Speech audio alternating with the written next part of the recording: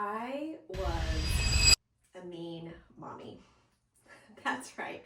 I have shared this story many times because it really was a defining moment in my life and for that of my daughters as well.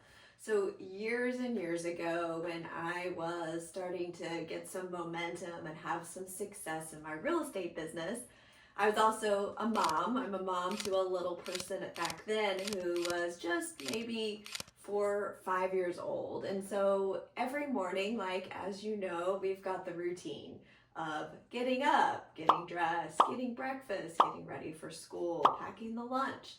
And the problem was, though, is that I was doing all of the things for my daughter at the same time as trying to get myself ready for the day.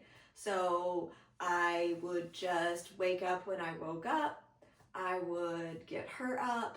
I would give her instructions of what to do. Maybe what would really happen, though, is while I was getting ready in our bathroom, the bed was right there and she would lay there, watch a show, eat some cereal while I was getting ready. Well, one morning in particular, I remember feeling pretty stressed. Of course, I'm getting myself ready, hair and makeup, and also I remember being on my phone. Whether it was checking emails or feeling stress of the day or responding to text messages early in the morning. I don't remember the exact details, but I do remember that I gave Mia instructions to get up, go get dressed, brush your teeth. It's almost time to go to school. And as I was still consumed with my own mind and my own stress and my own getting ready and anxiousness for the day ahead, I realized that she has not moved. Now, that's pretty typical of a lot of kiddos, at least for mine.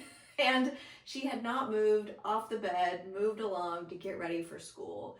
And in that moment of frustration and stress and chaos that was all up in my own mind, I yelled at her. I screamed at her. I don't want to imitate it today because, in fact, I yelled at her so high-pitched and loudly that it actually hurt my throat. So I yell at her, get up, get going, what are you doing? And a lesson to all moms or parents out there is when you yell at your child unexpectedly and so fierce, it will actually scare the crap out of them. And in fact, they won't get up and move at all. And in our case, it caused her to cry, caused her to be sad and scared because I really yelled at her. And in that moment, well, obviously I didn't achieve my goal, which was to get her up and ready for school because we needed to leave. Instead, it caused more time of coddling and comforting her so that I could calm her down and apologize for my behavior. Because in the moment, I felt stress and chaos that I let that boil up and transfer over to her.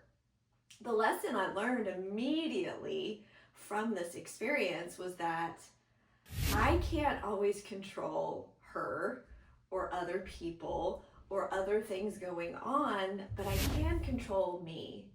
And that next day, and from there on to today, I have chosen to get myself up earlier than everyone else, to have some quiet time, to do the reflecting and the thinking and the planning and the breathing and the exercising and the eating a healthy breakfast, doing all of those things before it was time for me to put on my mom hat to help my daughter get ready for school.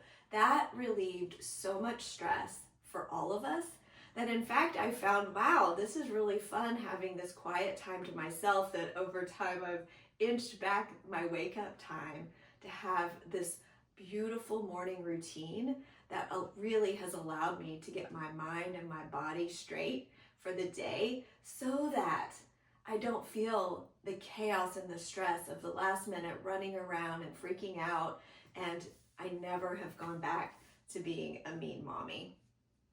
So tell me if you have ever had an experience like this. I know it's not fun, it's nothing to be proud of, but truly it was a defining moment for me and a lesson that I have carried on through today. So share with me any of your lessons that you've learned from maybe not being your best version of yourself, but it's taught you how to be better in other ways of your life.